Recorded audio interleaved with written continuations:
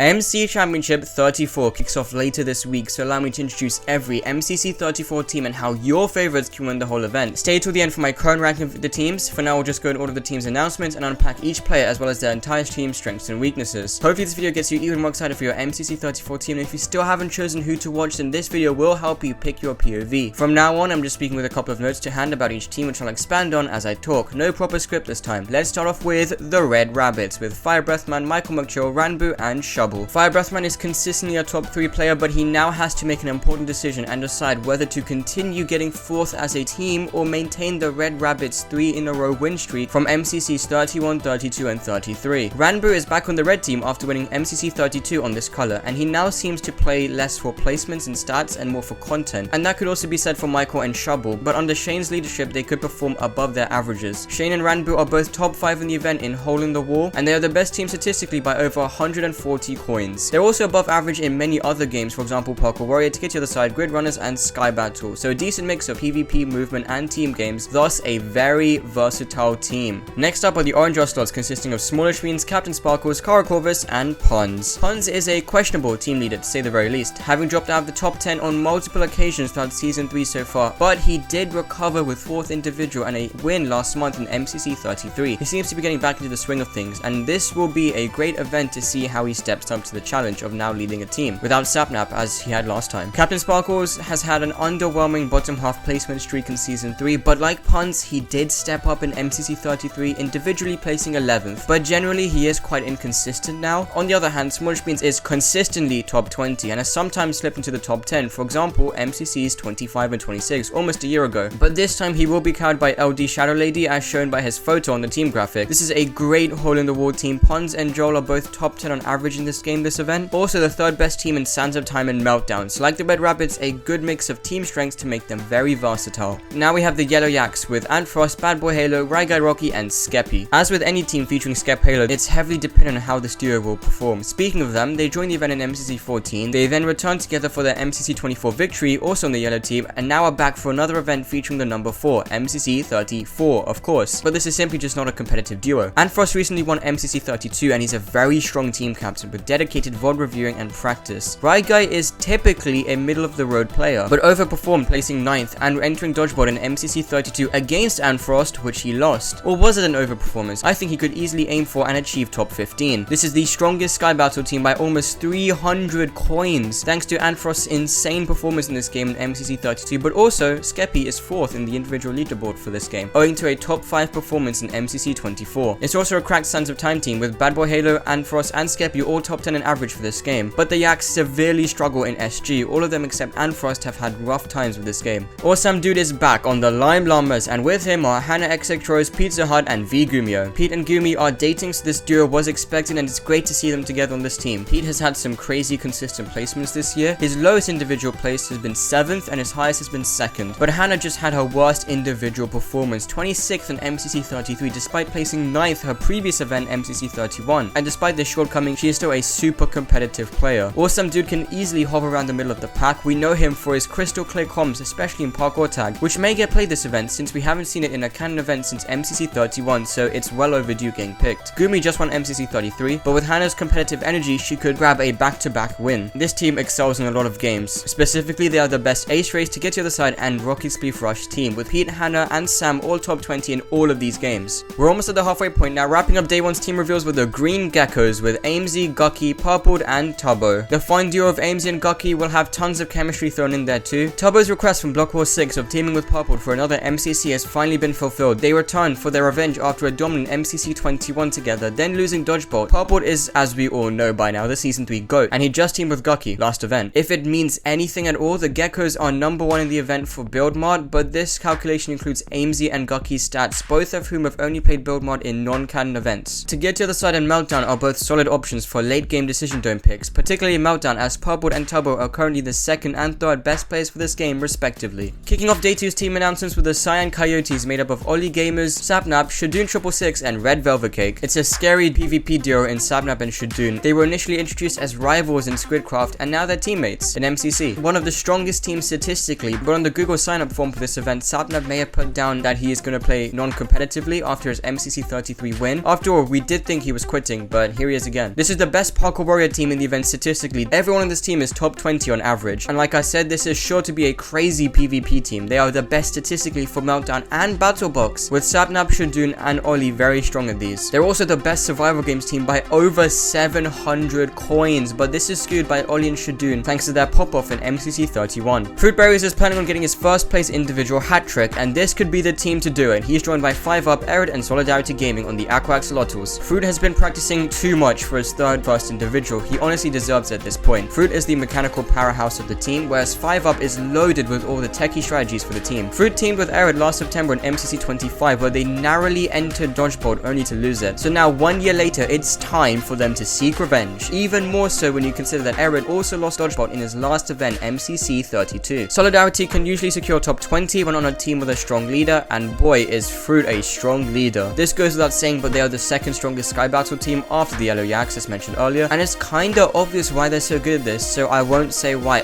Fruit.